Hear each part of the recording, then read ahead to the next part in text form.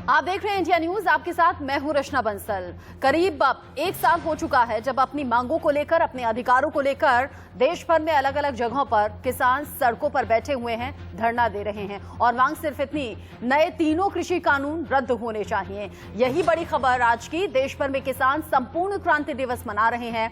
कृषि कानूनों के खिलाफ विरोध का एक अलग तरीका, इसका ऐलान किसान कर चुके हैं। बीजेपी नेता के घर, दफ्तर, सब जगह पहुंचकर घेराव करने की बात किसानों के जरिए कही गई है। ऐसे में बीजेपी सरकारों के मंत्रियों का घेराव करने की बात भी किसान कह रहे हैं। कृषि कानूनों को बने हुए आज पूरा 1 साल हो चुका है और किसान सड़कों पर बैठे हुए हैं, खासतौर से दिल्ली के बॉर्डर्स को घेरे हुए हैं और किसान ये कहते हुए कि जब तक तीनों कृषि कानून वापस नहीं हो जाएंगे, आंदोलन यूं ही चलता रहेगा। आज तीनों कृषि कानूनों की प्रतियों को अलग अलग जगह जाकर जलाएंगे और ये एक और तरीका होगा विरोध प्रदर्शन को दिखाने का और सरकार को अपनी बात एक बार फिर से समझाने की कोशिश का। तीनों कृषि कानूनों का विरोध किसान लगातार कर रहे हैं। ऐसे में खास तौर से बीजेपी नेता का घेराव होगा। बीजेपी नेता, बीजेपी मंत्री, उनके घर, दफ्तर, सभी जगह पहुंचकर किसानों के जरिए घेराव करने की कोशिश होगी, अपना विरोध प्रदर्शन दर्ज कराने की कोशिश होगी। आगे बढ़ते हुए आपको कुछ तस्वीरें हम दिखा देते हैं। तस्वीरें देखिएगा, इस आंदोलन को समझने की कोशिश कीजिएगा। कैसे वक्त वक्त पर किसानों ने कोशिश की है अपनी बात सरकार तक पहुंचाने की और समझाने की। ऐसे में आज संपूर्ण क्रांति दिवस किसान मना रहे हैं। किसानों का दिल्ली कूच लगातार चल रहा है। वक्त वक्त पर किसान आते हैं, फिर घर लौट जाते हैं, फिर आते हैं। ये सब कुछ किसानों के इसलिए हो रहा है ताकि अपनी खेती भी देख सकें और आंदोलन का हिस्सा भी बन सके। टोल पर किसानों का एक बार फिर से ब्रेक होगा, टोल जाम करने की कोशिश होगी, टोल पर बंद करने की कोशिश होगी, लोगों को वहां से गुजरने नहीं दिया जाएगा। और अब से थोड़ी दिन पहले राकेश टिकैत ने एक बार फिर से दोहराया था कि सरकार बात तो करे, बात करने के लिए हम तैयार हैं। सरकार के पाले में गेंद डाल दी है, लेकिन सरकार की तरफ से कोई प्रतिक्रिया सामने नहीं आया है। शायद ये भी एक बड़ी वजह हो सकती है कि कोरोना काल चल रहा है, काफी चैलेंजिंग वक्त सरकार के लिए भी है। ऐसे में किसानों की सुध कोई ले नहीं रहा और इसी बात से नाराज हैं किसान। इधर किसान आज संपूर्ण क्रांति दिवस मना रहे हैं, उधर हरियाणा के टोहाना में खुद राकेश टिकैत ने मोर्चा संभाल लिया है। टोहाना में बीजेपी विधायक और किसानों के बीच टकराव और बड़ा होता हुआ दिख रहा है। खुद बीकेयू प्रवक्ता राकेश टिकैत ने मोर्चा संभाला है। टिकैत का कहना है कि जब तक गिरफ्तार किसान नेताओं की रिहाई होती नहीं है, तब तक वो यहां से न तो लौटेंगे ना हिलेंगे और यहीं से किसान आंदोलन की अगुवाई करेंगे। किसानों ने कल 36 घंटे तक रामायण टोल प्लाजा को जाम रखा था और अलग अलग वक्त पर अलग अलग तरीके से किसान इसी तरीके से विरोध दिखाते रहे हैं और अब संपूर्ण क्रांति दिवस मनाकर किसानों की एक और कोशिश, साथ ही जिन जिन किसानों की गिरफ्तारी अब तक हुई है उनकी रिहाई भी होनी चाहिए, ये राकेश टिकैत कह रहे हैं। हरियाणा के टोहाना में टिकैत ने मोर्चा संभाला। उधर पंजाब के गुरदासपुर से किसानों का जत्था दिल्ली के लिए निकल पड़ा है। किसानों का कहना है कि वो दिल्ली के बॉर्डर पर बैठे किसानों का हौसला बढ़ाने के लिए पहुंच रहे हैं और जब तक कृषि कानून रद्द नहीं होंगे, उनका ये आंदोलन चलता रहेगा। किसानों ने केंद्र की मोदी सरकार पर किसानों के साथ वादा खिलाफी का आरोप लगा दिया। किसान ये कह रहे हैं, बीजेपी ने वादा किया था 2022 तक आय को दोगुना करने का। किसानों ने वादा किया था कि किसानों की दशा बदलेगी, उनकी हालत में सुधार होगा, लेकिन यहाँ उल्टा किसान खुद को ठगा हुआ महसूस कर रहे हैं। इसीलिए जगह जगह प्रदर्शन आज हो रहा है संपूर्ण क्रांति दिवस के तौर पर। ਇਹ ਜਿਹੜੇ ਕਾਲੇ ਕਾਨੂੰਨ ਆ ਸਰਕਾਰ ਨੇ ਜ਼ਬਰਦਸਤੀ ਕਿਸਾਨਾਂ ਤੇ ਥੋਪੇ ਆ। ਜਦੋਂ ਅਸੀਂ ਇਹ ਜਿਹੜੇ ਕਾਨੂੰਨ ਆ ਮੰਗਦੇ ਹੀ ਨਹੀਂ, ਸਾਨੂੰ ਚਾਹੀਦੇ ਹੀ ਨਹੀਂ, ਤੇ ਸਰਕਾਰ ਨੂੰ ਚਾਹੀਦਾ ਵੀ ਇਹ ਕਾਨੂੰਨ ਜਿਹੜੇ ਵਾਪਸ ਲਵੇ, ਰੱਦ ਕਰੇ ਤੇ ਜਿਹੜਾ ਬਾਰਡਰਾਂ ਦੇ ਉੱਤੇ ਇੰਨਾ ਕਿਸਾਨ ਬੈਠਾ ਆ ਪੂਰੇ ਇੰਡੀਆ ਦਾ ਹੀ, ਉਹ ਆਪਣਾ ਘਰਾਂ ਨੂੰ ਜਾਵੇ।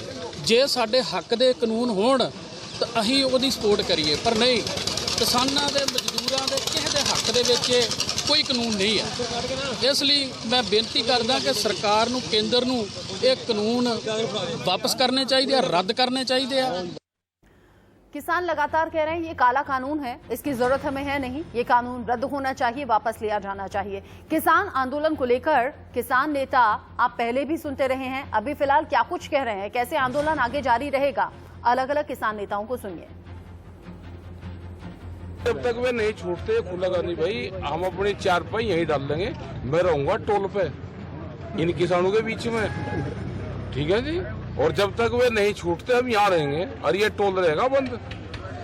और बस सरकार आ जाएगी, बात कर लेंगे अधिकारी। हम अधिकारियों से बात करना चाह रहे हैं, अधिकारी बात कर ले, हमारे बच्चों को छोड़ दे, ये टोल खुल जाएगा और नहीं तो हम यहीं रहेंगे। और ये हरकत कुछ करेंगे तो पूरे प्रदेश भर में रहेगा और दूसरे प्रदेशों में भी रहेगा। और कल संयुक्त मोर्चा, इस पे आगे का निर्णय संयुक्त मोर्चा लेगा। जब तक कोई समस्या का समाधान नहीं होता हम रहेंगे यहाँ पे। 3 दिन पहले टोहाना में एमएलए जो है देवेंद्र बबली, उसके सामने, उसकी गाड़ी के सामने जो प्रदर्शन हमारे लोगों ने किया था, उसने 307 के 2 पर्चे अपने कर्मचारियों से दर्ज करवाए थे और किसानों को गालियां निकाली थी, अभद्र व्यवहार करा था। लेकिन परसों जब हम इकट्ठे हुए तो उस एमएलए ने मैसेज भिजवाया था कि मेरे को 2-3 दिन का टाइम दे दो और मैं माफ़ी मांग लूँगा। लेकिन आज हमारे एक साथी को सवेरे 4 बजे गिरफ्तार कर लिया है। 1 साल हो चुका है किसान कानून बने हुए, कृषि कानूनों का विरोध किसान लगातार कर रहे हैं और किसान इसीलिए दिल्ली के अलग अलग बॉर्डर्स पर और देश के अलग अलग हिस्सों में आंदोलन के जरिए अपनी आवाज बुलंद करके सरकार के कानून में डालना चाहते हैं और कह रहे हैं ये काला कानून हमें चाहिए नहीं। बात करेंगे इसी पर, कैसे किसान लगातार आंदोलन के पथ पर और सरकार क्या अनदेखी कर रही है या फिर क्या कोरोना काल की वजह से ऐसा हो रहा है। हमारे साथ सूर्य कुमार मैथिल जुड़ गए हैं, बीजेपी प्रवक्ता हैं, नसीर सलीम साहब हमारे साथ जुड़ रहे हैं, समाजवादी पार्टी के प्रवक्ता हैं, साधना भारती कांग्रेस का पक्ष रखेंगी, कांग्रेस प्रवक्ता हैं, बीकेयू के नेता विजय तालान हमारे साथ जुड़ गए हैं, निरंजन पोद्दार हैं जो कि कृषि विशेषज्ञ के तौर पर अपनी राय रखेंगे। आप सभी का बहुत स्वागत है। सबसे पहले विजय तालान जी, आपसे ही मेरा सवाल है, आपको नहीं, जतिन गोस्वामी भी गाजियाबाद से जुड़ गए हैं। पहले ग्राउंड का हम रुक कर लेते हैं, जायजा लेंगे ग्राउंड पर क्या हो रहा है, फिर आपसे बात होगी। जतिन, संपूर्ण क्रांति दिवस के तौर पर आज की तस्वीरें अलग कैसे हैं, आगे का रास्ता कैसे किसान देख रहे हैं, आंदोलन कैसे चलेगा? देखिए, आंदोलन जिस गति में चल रहा था किसानों ने साफ किया कि उसी गति में चलेगा, लेकिन आज का दिन ये तय किया गया था कि सभी विधायकों और सांसदों के जो आवास है उनका घेरा होगा। मैं आपको तस्वीरें साथ साथ दिखा देता हूं। मैं गाजीपुर बॉर्डर पर ही मौजूद हूं और जो आज का सूरत हाल है आप पूरे 1 साल बाद देख लीजिए कि ये स्थिति है। हालांकि आंदोलन को अभी 1 साल नहीं हुआ है, लेकिन ये देखिए जो किसान है वो यहाँ पर लगभग जो पक्का इंतजाम है वो कर चुके हैं। किसान हमारे साथ मौजूद भी हैं, सीधे उनसे बात करेंगे। ये बताइए, आज के दिन जो प्रस्ताव आया था कृषि कानून का, तो क्या चल रहा है आज का दिन, किस तरह से आप लोग क्या कुछ आज कर रहे हैं? आज 5 तारीख है। पिछले वर्ष 5 तारीख में काले कानून बनाकर धरातल पे लाए गए थे। आज भारतीय किसान यूनियन और पूरी कमेटी जो है पर्ची जलाकर आज उसका विरोध जताएगी। पूरे देश में ये अभियान कहाँ जा रहे हैं? पूरे देश में है ये तो अभियान। राकेश टिकैत साहब आज कहाँ गए हैं? टोहाना गए, हमने सुना है, खुद गिरफ्तारी देने के लिए गए हुए हैं आज, ऐसा जानकारी आ रही है? नहीं, गिरफ्तारी का तो भी कोई मामला नहीं है। हाँ, हालांकि उन्होंने ट्वीट करके कहा है कि अगर किसानों को रिहा नहीं किया जाता तो वो गिरफ्तारी देंगे। हाँ, तो फिर तो सारा मतलब जितना भी उत्तर प्रदेश है सारा ही आंदोलन चालू करेगा। मैं आपको दिखा दूं, देखिए सुरक्षा व्यवस्था भी है, क्योंकि 1 साल बाद जब कृषि कानून आए उसके 1 साल बाद की तस्वीर आप यहाँ पर देख लीजिए। कृषि जो ये आंदोलन है वो भी कई महीनों से चल रहा है, लगभग 190 दिनों का ये आंदोलन जो है वो हो चुका है। और उस दौरान आपके सामने तस्वीरें भी और किसान क्या कुछ कह रहे हैं वो भी। और एक बात मैं आपको बता दूं कि राकेश टिकैत आज टोहाना गए हुए हैं, वहां पर कुछ किसानों को हिरासत में लिया हुआ है, तो उनका कहना है कि अगर उन्हें नहीं छोड़ा गया तो आज राकेश टिकैत गिरफ्तारी भी देंगे। जी, अब आगे इस पूरे मामले पर शासन प्रशासन कैसे रुख रखता है या फिर क्या वाकई उन किसानों को रिहा किया जाता है जो आंदोलन में शामिल होने के बाद गिरफ्तारी अपनी दे चुके हैं? जतिन, आगे भी आप नजर बनाए रखिएगा, आगे आपसे अपडेट हम लेंगे। जतिन बता रहे हैं कि कैसे आंदोलन के लिए सड़कों पर लोग हैं, 1 साल से ज्यादा कानून बने हो गया है, ऐसे में 6 महीने से करीब 6 महीने से सड़कों पर किसान हैं, कोविड काल के बीच में, कोविड के खतरे के बीच में।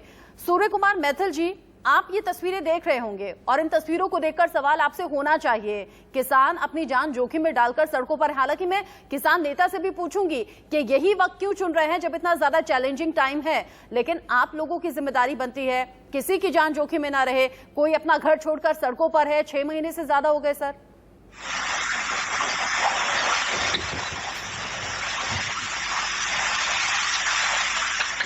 सूर्य कुमार जी, सूर्य कुमार जी, आवाज मिल रही है? सूर्य कुमार जी को आवाज नहीं मिल रही है। विजय तालान जी से हम पूछ लेते हैं। विजय तालान जी, कोरोना का खतरा इतना ज्यादा है, आप देख रहे हैं ना दूसरी लहर में कितनी ज्यादा मौत हो रही है, कितना ज्यादा संक्रमण फैला। ऐसे में सड़कों पर रहना, इकट्ठा होना, अलग अलग तरीके से प्रदर्शन करना, समझदारी दिखती है आपको इसमें?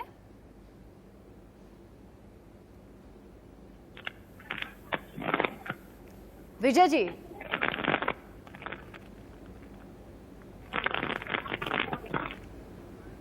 विजय जी आवाज मिल रही है? कंप्लीट हो गए, 7वां महीना स्टार्ट हो गया है, सरकार हमारी बातें नहीं सुन रही है जी। हाँ, सरकार बातें नहीं सुन रही है, तो आप क्या जान जोखिम में डाल देंगे उन सभी किसानों की जो सड़कों पर फिलहाल दिख रहे हैं हमें? डबल आवाज आ रही है। आप अपनी बात कहिए, फिर ऑडियो भी ठीक करा लेंगे। आप अपनी बात कहिए।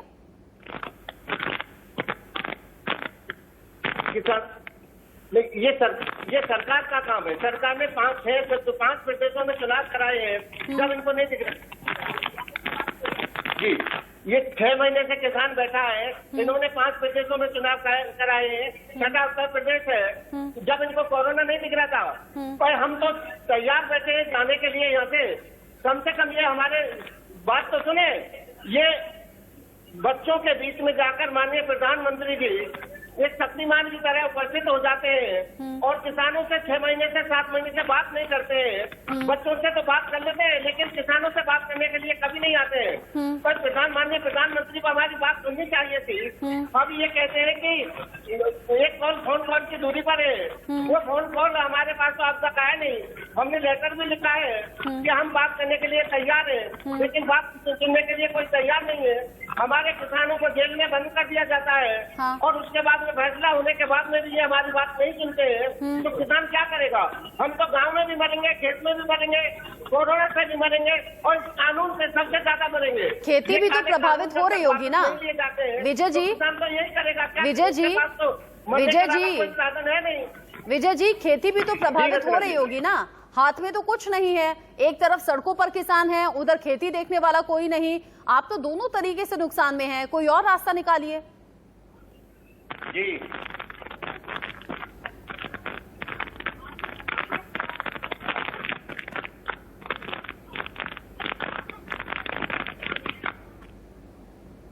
महीने और 1 साल की खेती तो हम झेल सकते हैं, बर्दाश्त कर सकते हैं, लेकिन हमारा तो जीवन प्रभावित हो रहा है। इन कानूनों से आने वाली पीढ़ियां प्रभावित होंगी। उसका क्या करें हम? अपनी आने वाली पीढ़ियों को बचाने के लिए अपनी कुर्बानी देने में हमें दिक्कत नहीं है। ये जो इतनी लगातार मौत हुई है किसान आंदोलन में शामिल होने के बाद किसानों की, उस पर आप उन परिवारों के बारे में सोचिए ना, जिनके घर का चिराग बुझ गया, जो किसान आंदोलन का हिस्सा बनते हुए शहीद हो गए, उनके बारे में सोचिए।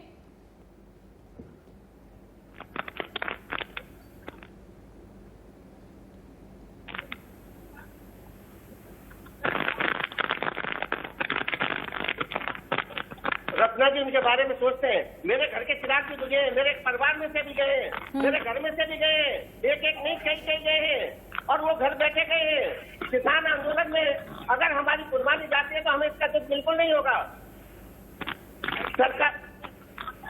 सरकार सोचे, ऑक्सीजन की कमी, दवाओं की कमी, अस्पतालों की कमी, एम्बुलेंस की कमी, डॉक्टर की कमी, वैक्सीन की कमी, ये सारी कहाँ गई? ये कमी को पूर्ति क्यों नहीं कर रही है सरकार? अच्छा, मतलब आप अब कृषि कानून को साथ साथ जोड़कर आप कोरोना काल की कमियों पर भी आ गए हैं, मतलब आप हर तरीके से सरकार से सवाल पूछना चाहते हैं। सूर्य कुमार मैथिल जी, आवाज मिल रही है? बात होगी आपसे? जी नमस्कार। सूर्य कुमार, पीसीआर में सुबह से प्रॉब्लम थी, अब ठीक है। ठीक है। सूर्य कुमार जी, विजय तालान साहब हमारे साथ जुड़े हुए हैं, बीकेयू के नेता हैं, कह रहे हैं कि अब तो शहीद होने के लिए हम तैयार हैं, जान जाए तो जाए, घर पर रहेंगे तो भी जान जाएगी, क्योंकि कानून हमारे लिए विरोधी है, और सड़कों पर रहेंगे, कोरोना काल है या फिर और कोई सितम होगा, उसे झेलेंगे, शहीद होने के लिए तैयार हैं, लेकिन मानेंगे नहीं। आपका अगला स्टेप क्या होना चाहिए, क्या होगा किसानों के लिए? रचना जी, पहली बात तो जो हमारे मित्र बहुत सारी बातें अभी कर रहे थे, मेरे को ऐसा महसूस हो रहा है कि इस समय जैसे कहते हैं ना कि एक भेड़ की खाल में भेड़िया वाली स्थिति वही है। क्योंकि ना तो जितने भी ये आंदोलन जीवी है, ना तो ये कोर्ट को मानते हैं, ना ये लोकतंत्र में विश्वास करते हैं, ना ही ये देश के अंदर स्थिति जो इस समय में मेडिकल की स्थिति है, कोरोना की स्थिति है, उसके अंदर अपने देशवासियों से प्यार करते हैं। केवल इसी आंदोलन के कारण स्टडीज आई हैं कि जिसके अंदर पंजाब, हरियाणा और उत्तर प्रदेश के जो पश्चिम उत्तर प्रदेश में या उत्तर प्रदेश में भी जो फैला है कोरोना, उसका एक बहुत बड़ा कारण जो है वो ये आंदोलन है। इस समय में ये जो आंदोलन है ये केवल विपक्ष के हाथों में खेल रहा एक खिलौना है। ये लोग जहां चुनाव होते हैं वहां चुनावों में पहुंच जाते हैं सरकार का विरोध करने के लिए, भारतीय जनता पार्टी का विरोध करने के लिए, लेकिन ना तो ये वैक्सीन लगवाने को तैयार है, ना ये जांच कराने को तैयार है, ना ही ये कोर्ट की बात मानने को तैयार है। जब कोर्ट ने बोल दिया कि ये कानून सस्पेंडेड है, जब प्रधानमंत्री जी ने बोल दिया सदन में खड़े होकर कि ये केवल ऐच्छिक है, यदि आप चाहें तो इनको माने और ना चाहें तो ना माने, फिर भी ये लोग केवल विरोध की राजनीति कर रहे हैं। और अभी आपने दिल्ली पुलिस की चार्जशीट पढ़ी होगी कि वहां पर चार्जशीट में साफ कहा गया कि ये जो आंदोलन है उस आंदोलन का एक उद्देश्य ये था, लाल किले पर जो हिंसा हुई, तिरंगे का अपमान हुआ, 540 सुरक्षा बलों के ऊपर कुमार मैथिल जी सुनिए ना, वो सूर्य कुमार मैथिल जी आप एक तरफा बोलेंगे तो बात नहीं हो पाएगी। आप कह रहे हैं किसान आंदोलन हुआ, इसकी वजह से कोरोना फैला, चुनावी रैली से तो कोरोना नहीं फैला ना। दूसरी बात, आप कह रहे हैं विपक्ष बहका रहा है और ये तो किसी और की भाषा बोल रहे हैं, किसी और के भड़काने पर सड़कों पर हैं। मैं ये भी मान लेती हूं कि चलिए किसी ने बहका दिया, किसी ने भड़का दिया, सड़कों पर हैं, आपकी ड्यूटी क्या बनती है? मरने के लिए छोड़ देंगे क्या? समझाइश की कोशिश नहीं होगी? पहुंचेगा नहीं कोई बात करने के लिए? आप सड़कें खाली नहीं करवाएंगे? रचना जी एक बात बताएं, सत्ता में कौन है? प्रधान ने चैलेंजेस किसके लिए होंगे? जिम्मेदारी किसकी होगी? जब देश के प्रधानमंत्री जी ने खुद सदन में खड़े होकर साफ कह दिया कि ये कानून ऐच्छिक है, यदि मेरे किसान भाई इसको मानना चाहे तो माने, ना मानना चाहे तो ना माने, तब बात तो खत्म हो जाती है। जब सुप्रीम कोर्ट ने कह दिया कि कानून सस्पेंडेड है, उन्होंने कमेटी बना दी। जब इनको सुप्रीम कोर्ट में विश्वास नहीं, देश के 130 करोड़ लोगों द्वारा चुनी गई सरकार में विश्वास नहीं, लोकतंत्र के मंदिर संसद में विश्वास नहीं, तो मैं समझना चाहता हूं इनसे कि आखिर इनको विश्वास किसके अंदर है। अच्छा। तो ये लोग अपनी बात कह रहे हैं, सिर्फ उसको विश्वास है। सुप्रीम कोर्ट ने कह दिया, 45 करोड़ जो किसान है इस समय में, वो तो खुद अरे सर सुनिए ना, सुप्रीम कोर्ट ने कह दिया, सुनिए सर, सुप्रीम कोर्ट ने कह दिया, ठीक है, सुप्रीम कोर्ट ने कह दिया। अब कुछ दिन पहले ही तो राकेश टिकैत ने कहा था कि हम चाहते हैं सरकार बात करे, इस पूरे मसले को सुलझाया जाए, हम आंदोलन खत्म करना चाहते हैं, लेकिन हमारी मजबूरी है कि हम सड़कों पर हैं, उसकी सुध भी तो लेनी चाहिए। पहले प्रधानमंत्री कह रहे थे एक फोन कॉल दूर हूं मैं, जब राकेश टिकैत कह रहे थे कि हमसे बात होनी चाहिए, सरकार हमसे बात करे, तो कोई सामने नहीं आया। साधना जी कुछ कहना चाह रही हैं, और साधना जी इस बात का भी जवाब दीजिए, ये बार बार विपक्ष और खासतौर से कांग्रेस का नाम क्यों आ रहा है आंदोलन से जुड़ा हुआ? सूर्य कुमार मैथिल जी कह रहे हैं विपक्ष तो भड़काने का काम कर रहा है, किसान कांग्रेस के कहने से सड़कों पर हैं, और ये लगातार सरकार पर सवाल उठाने का काम कांग्रेस के जरिए ही हो रहा है। आदरणीय रचना जी, आवाज आ रही है मेरी आपको? जी, आपकी आवाज आ रही है। देखिए, सबसे पहले तो मैं जो किसान 400 से अधिक शहीद हो चुके हैं इस आंदोलन में, उनको श्रद्धांजलि अर्पित करती हूँ। और मोदी सरकार की विफलताओं के कारण, गैर जिम्मेदार रवैये के कारण, जो कोरोना के कारण भी जिन लोगों की जाने गई हैं, उनके प्रति भी संवेदनाएं व्यक्त करती हूँ। परंतु आज सबसे पहले मैं ये बता दूं कि मैं खुद किसान परिवार से आती हूँ, खुद किसान परिवार की बेटी हूँ। 5 साल की उम्र की थी जब 13 अगस्त 1999 को संसद भवन पर गिरफ्तारी दी थी किसानों की मांगों का समर्थन करते हुए। कांग्रेस पार्टी ने हरित क्रांति से लेकर श्वेत क्रांति तक किसानों के हित में काम किया, साथ ही साथ किसानों के कर्जों को माफ किया। भूमि अधिग्रहण का काला कानून भी लेकर आने के लिए ये लोग ताक में थे, उस वक्त भी हमने इनकी खिलाफत की, इन्हें वापस लेना पड़ा वो कानून।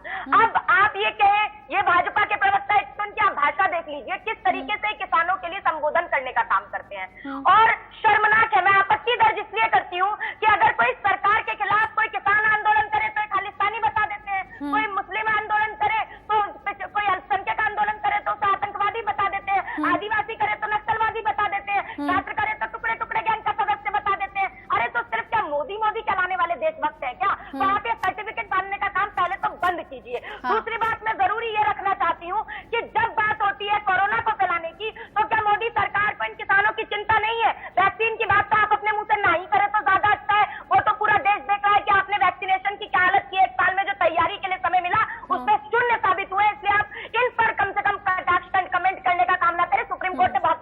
दी आपको। दूसरी चीज ये कि अगर आपको चिंता है किसानों की इतनी और किसानों की जानों की इतनी चिंता है तो क्यों नहीं ये काले कानून वापस किए जाते जिनका और दरवाजे से लाए। वो इस वोटिंग पर आपने इसको पारित करने का काम किया, जिन सांसदों ने खिलाफत की उनको निलंबित करने का काम किया गया सदन से। तो मैं पूछती हूँ कि अगर किसानों के लिए कानून हितैषी नहीं लगते, आपने भंडारण को असीमित कर दिया जिससे काला बाजारी बढ़ने की पूरी शंकाएं हैं और आप यहाँ कह रहे हैं अच्छे करे कानून बनाए। बहुत धारा प्रभाव बोली आप, बहुत एक के बाद एक सरकार पर सवाल उठा दिए और सूर्य कुमार मैथिल जी बड़े बेचैन नजर आ रहे हैं। काश कि इतने बेचैन आप तब भी नजर आते सूर्य कुमार जी। जब मैंने पूछा था सिर्फ किसान आंदोलन से ही कोरोना फैला, कहीं चुनावी रैलियों से तो कोरोना नहीं फैल गया, तब आपने उंगली नहीं उठाई थी, तब आपने उंगली नहीं उठाई थी। सर सबसे ज्यादा सर सबसे ज्यादा वक्त मैंने अभी तक आप ही को दिया, और भी मेहमान है, मुझे तो सबसे बात करनी होगी। नहीं सर, मैं एक तरफा तो बात नहीं कर सकती, सॉरी सर, मैं एक तरफा बात नहीं कर सकती, मुझे और भी मेहमानों से बात करनी है। मैं पूरा 1 घंटा आपके साथ बात नहीं कर सकती। नसीर सलीम जी, किसानों की ये जो दशा है, ठीक है, मेरे को मेरी बात रखने के लिए 2 मिनट भी नहीं। सर दोबारा बात करूंगी ना आपसे, अभी है वक्त, अभी है वक्त। नसीर सलीम जी, किसानों की ये दशा कैसे हो गई, सड़कों पर कैसे हैं? अखिलेश यादव कहते हैं, समाजवादी पार्टी कहती है हम किसानों के साथ हैं, बड़े कॉन्फिडेंट होकर आप कहते हैं 2022 में वापसी हो रही है। वापसी होगी कैसे? किसान तो खुद को ठगा हुआ महसूस कर रहा है, कह रहा है सरकार कोई भी रही हो, हमारे साथ गलत व्यवहार हुआ और हमारी जो सुध लेनी चाहिए थी वो किसी ने नहीं ली। देखिए नमस्कार रचना जी, पहली चीज तो मैं ये बोलना चाहूंगा कि समाजवादी पार्टी किसानों की ही पार्टी है, पहली चीज तो मैं ये स्पष्ट कर दूं। मगर रही बात किसान आंदोलन की और किसान की जो हालात हैं अभी चल रहे हैं पूरे देश में और प्रदेश में खास करके, देखिए मेन मसला ये है कि मैं आपकी बात से सहमत हूं कि पिछले 70-75 साल में हम लोगों ने किसान के लिए कम किया और करना चाहिए और था, मैं आपके साथ बिल्कुल सहमत हूं। मगर मैं आपके सामने ये भी बोलना चाहूंगा कि पिछले 70 साल में अगर आपने थोड़ा सा इंफ्रास्ट्रक्चर पे सपोर्ट किया होता किसानों के लिए, अगर आपने मंडियों में कुछ काम किया होता किसानों के लिए, अगर आपने एमएसपी हर एक जिले में धान जो जिसपे मिलती है एमएसपी पे वो धान पे अगर आप उसका काम अच्छी तरह कर देते, किसान जो बकाया है गन्ना किसानों का उत्तर प्रदेश में खास करके इतने पैसे हैं अभी तक वो नहीं दिए, तो सवाल ये उठता है रचना जी कि आप किसानों के लिए कब कुछ अच्छा काम करके दिखाएंगे। और फिलहाल जो मेन मुद्दा वो ये है कि अगर आपने ये 3 लॉ लाए हैं किसानों के लिए, तो उसमें आप आपस में बैठ के जो किसान संगठन है और जो किसान से जुड़ा है उनसे मिलके बातचीत करके आप इसको क्यों नहीं सुधारते और आप इसको क्यों नहीं वापस लेते? नसीर जी, हमारी मांग बड़ी सिंपल है। यूपी हमारी में मांग ये है, नसीर जी, यूपी में बीजेपी से पहले किसकी सरकार थी? आपने किसानों की कितनी सुध ली? किसानों की दशा में कितना परिवर्तन कर दिया? क्या तब पेमेंट टाइम पर आता था? क्या तब किसानों के लिए कदम उठाए गए थे? जी, मैं आपने बहुत अच्छा सवाल उठाया है रचना जी, और इसीलिए मैं इसका जवाब देना चाहूंगा। देखिए, हम ये विश्वास नहीं करते कि डायरेक्ट बेनिफिट ट्रांसफर और कैश ट्रांसफर और जो लोन वेवर की बात हुई उससे कुछ बड़ा लाभ होने वाला है किसानों के लिए। मगर हम ये जरूर मानते हैं, और आप ये चेक कर लीजिए, डेटा है मेरे पास कहने के लिए कि हमने मंडियों में कितना काम किया। मैं आपको 3 उदाहरण देना चाहूंगा। कन्नौज में हमने आलू की मंडी की स्थापना करी, हमने इटावा में, फर्रुखाबाद में मंडिया की स्थापना करी, और हमने लखनऊ आगरा एक्सप्रेसवे में जो हमने बनाया, जो अखिलेश जी की सरकार ने बनाया, हमने उसमें भी कहा कि हम दोनों तरफ एक्सप्रेसवे के मंडिया स्थापित करेंगे, मंडिया बनाएंगे। आज की डिमांड ये है किसानों की कि उनको एक अच्छा इंफ्रास्ट्रक्चर दिया जाए, उनको एक अच्छी टेक्नोलॉजी दी जाए जिससे आप मंडियों को जोड़ पाए, ना कि ये काले कानून जो ये ला रहे हैं। मैं भी तो यही कह रही हूँ सर आपसे, मैं भी आपसे यही कह रही हूँ। आप विपक्ष में हैं, अच्छा बोल रहे हैं, अच्छे सवाल उठा रहे हैं, लेकिन मैं तो ये पूछ रही हूँ, समाजवादी पार्टी की सरकार थी तब ये सब क्यों नहीं किया? हालांकि एक बात मैं ये भी बता दूं, गांव में बहुत से मेरे जानने वाले लोग हैं, जब उनसे बात होती है उन्होंने खुद ये स्वीकारा था कि बीजेपी की सरकार आने के बाद गन्ने का पेमेंट टाइम से होता है। कई ऐसे गरीब लोग थे, घर नहीं थे, प्रधानमंत्री आवास योजना में उन्हें घर मिला है, उन्हें और तमाम सुविधाएं मिली हैं। जो बात ठीक है वो ठीक है, लेकिन हाँ, सड़कों पर आज किसान हैं, इसलिए भी सरकार से सवाल होना चाहिए। निरंजन पोद्दार जी, किसानों किसानों की आज दशा बेहतर होती हुई तो कहीं से नहीं दिख रही। 2022 तक किसानों की आय दोगुना करने का वादा सरकार का था। आज जब सड़कों पर किसान है तो किसान सोच रहे हैं हम तो इधर से भी गए इधर से भी गए, खुद को ठगा हुआ महसूस कर रहे हैं। सड़कों पर हैं, आंदोलन कर रहे हैं तो कोई सुध नहीं लेता, घर पहुंचे नहीं तो खेती बाड़ी किसी ने देखी नहीं, वहां भी नुकसान। ऐसा है कि जो आपने कहा वो बिल्कुल सत्य नहीं। किसानों की हालत आप कह रहे हैं कि सुधार नहीं है। मैं आंकड़ों के आधार पे आपको बता सकता हूं कि जो आज के 20 साल पहले जो किसानों की आत्महत्या को जो आंकड़े थे और आज के जो आंकड़े हैं उसके अंदर लगभग 85% की गिरावट आई है। तो ये गिरावट जो आज किसान आत्महत्या नहीं कर रहा है, 85% की गिरावट आई है, कहीं ना कहीं उसमें सुधार है। दूसरी बात आपको मैं यहाँ पे पॉजिटिव बात करूंगा, मैं यहाँ पे नकारात्मक बात नहीं करूंगा। रचना जी, ऐसा है कि देखिए जो भी किसान यूनियन या जो भी संगठन कोई ये बनता है, कोई एसोसिएशन बनती है, उस एसोसिएशन का काम होता है उसके जो एंड यूजर यानी कि किसान और सरकार के मध्य उनका काम करने का। लेकिन आज किसान यूनियन क्या कर रही है, आप ये समझिए कि इसके अंदर समस्या किसानों के साथ है या नहीं है, इसके अंदर समस्या किसान यूनियनों के साथ है, किसान संगठनों के साथ है। और मैं आपको सिलसिलेवार बता सकता हूं कि अभी जो कोविड के अंदर जो इन्होंने जो ये आंदोलन जारी रखा और उसके अंदर कितने हजार लोग इन्होंने महामारी से पीड़ित होने के बाद में इन्होंने गांव भेज दिए और उनकी मौत हो गई। इनके जो खास परिचित लोग हैं उनकी तहरीर में ये नेता पहुंच गए, बाकी किसी की इन्होंने सुध नहीं ली। अब मैं आता हूँ रचना जी अपनी सकारात्मक बात पे। आज इन संगठनों को क्या करना चाहिए? आज इन संगठनों को करना चाहिए कि भाई किसान की आय के अंदर जो सरकार बढ़ोतरी की बात कर रही है उसके अंदर हम कैसे सहयोग दे सकते हैं, जो नई तकनीक है उसको हम किसान तक कैसे पहुंचा सकते हैं। हो सकता है सरकार एक आम किसान तक ना पहुंच पाए तो ये संगठन तो उस तक पहुंच सकते हैं वो तकनीक लेकर के, लेकिन नहीं, इन्होंने केवल सरकार से विरोध की राजनीति करी है। अब मैं आपको बताता हूं रचना कि सरकार ने क्या किया। सरकार आज किसान रेल चला रही है, कहीं कोई प्रचार नहीं है।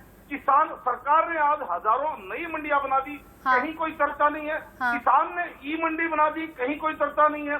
आज किसान ऑनलाइन किसान को आज सरकार ने ऑनलाइन ट्रेडिंग का लिए अलाउ कर दिया कि भाई एक राजस्थान के अंदर बैठा हुआ किसान, सही कह रहे हैं आप, लेकिन मैं वही तो कह रही हूँ ना सर। मैंने जब आपसे सवाल पूछा था, मैंने शुरुआत में उसमें यही कहा था, जब गाँव में किसानों से बात होती है, जो गाँव के लोगों से बात होती है, लोग स्वीकारते हैं कि हाँ बीजेपी की सरकार में ये सुविधाएं हमें मिली, ये चीजें सरकार ने हमारे लिए की। लेकिन वो बीच में कौन सा लूप होल रह गया जिसके बाद कृषि कानून आया और फिर आंदोलन का रास्ता किसानों ने लिया। हाँ सुनिए सर, बात करूंगी आपसे। नसीर जी भी रिएक्शन देना चाह रहे हैं, साधना जी भी बोलना चाह रही हैं, सबसे बात होगी। पहले हेडलाइंस। नए कृषि कानून बने 1 साल हो गया, सड़कों पर आंदोलन करते हुए किसानों को 6 महीने से ज्यादा हो गए, लेकिन आंदोलन अभी भी आगे बढ़ता हुआ दिख रहा है। इस चैलेंजिंग वक्त में जब कोरोना का संकट देश ही नहीं बल्कि पूरी दुनिया में दिखाई दे रहा है, लेकिन सवाल इसलिए भी जरूरी है कि 2022 में जहां जहां चुनाव होने हैं वहां वहां राजनीति में और ज्यादा उतार चढ़ाव लाने के लिए या फिर अपने नंबर बनाने के लिए अलग अलग पॉलिटिकल पार्टियां जोर आजमाइश कर रही हैं। क्या इसलिए भी किसानों को भड़काने की कोशिश तो नहीं हो रही? पंजाब में 2022 में चुनाव है, लिहाजा वहां एक बार फिर से किसान आंदोलन सुर्खियों में आ गया है। अकाली नेता हरसिमरत कौर बादल ने एक बार फिर से किसानों का समर्थन किया है।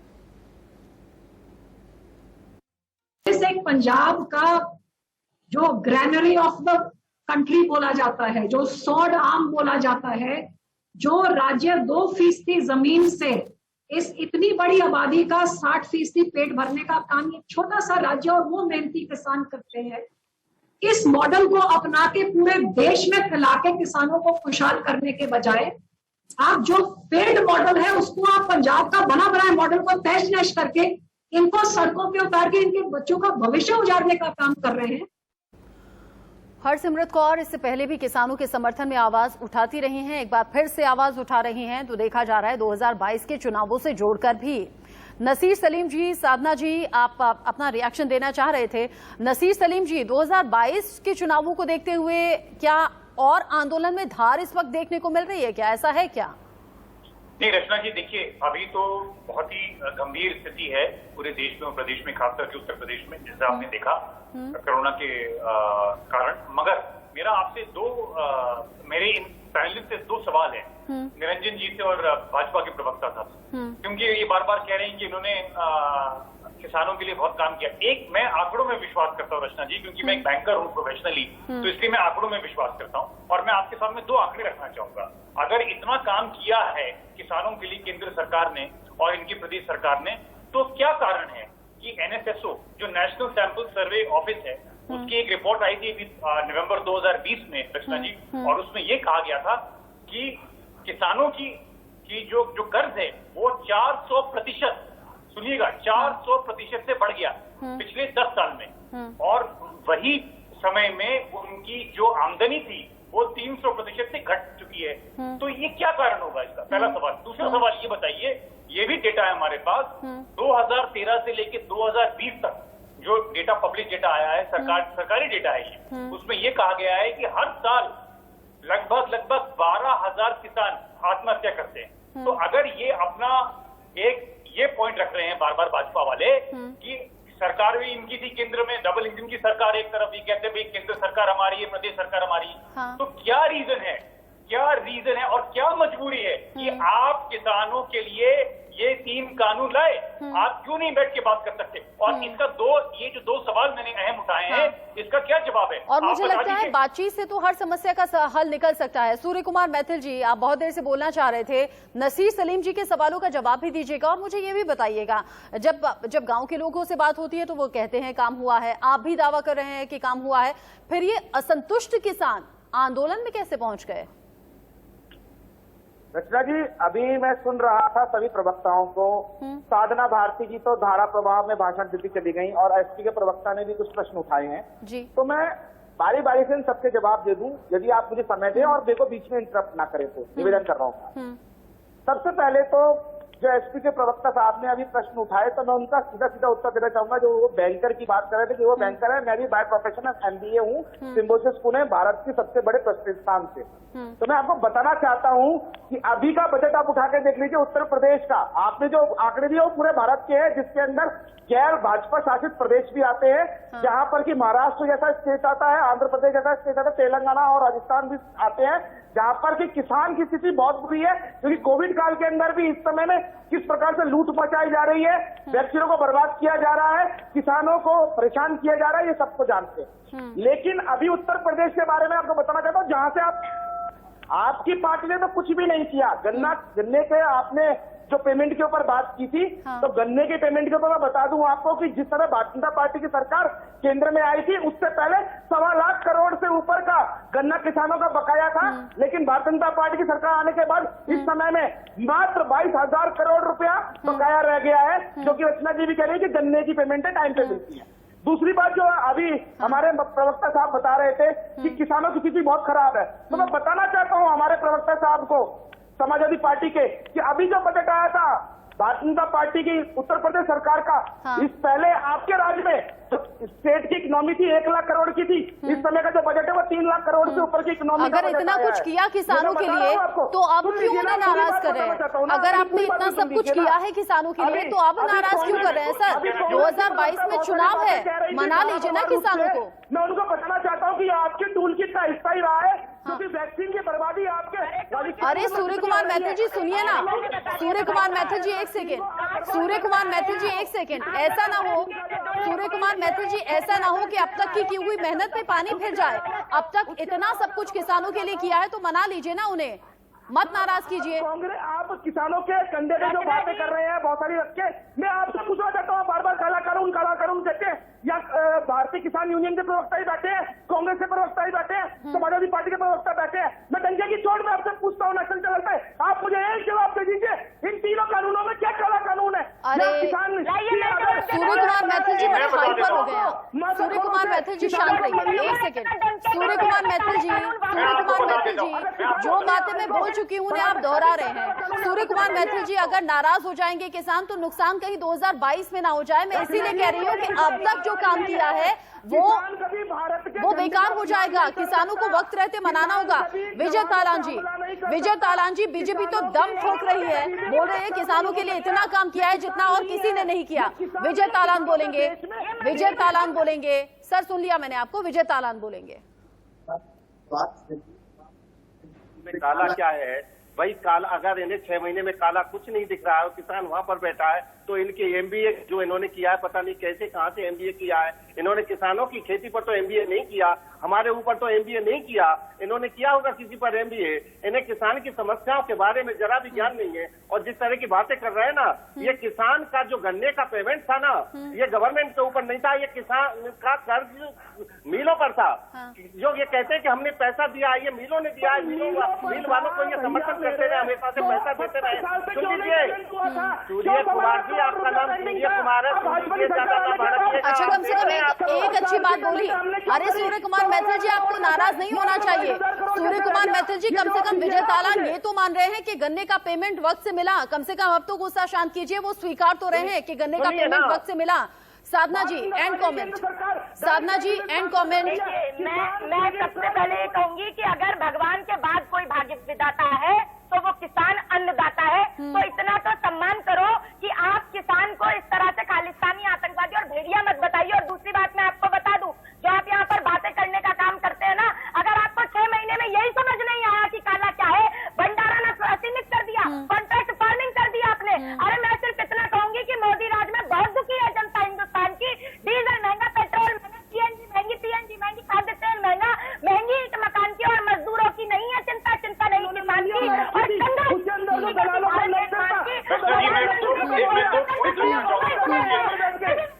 मैं भी ये कह रही हूँ, अगर किसानों का अपना पक्ष है, सरकार का अपना पक्ष है, तो बातचीत सबसे अच्छा जरिया है। 10 सेकंड नसीर जी, 10 सेकंड में बोल दीजिए। रचना जी, मेरा बस ये कहना है भाजपा के प्रवक्ता को, पहली चीज तो ये बजट का देख ले, 5.5 लाख करोड़ का बजट है इनका, उत्तर प्रदेश का, ना कि 3 लाख का। तो पहली चीज तो इसमें क्लियर कर लें। दूसरी चीज मैं इनको बताना चाहूंगा कि योजनाओं से और भाषणों से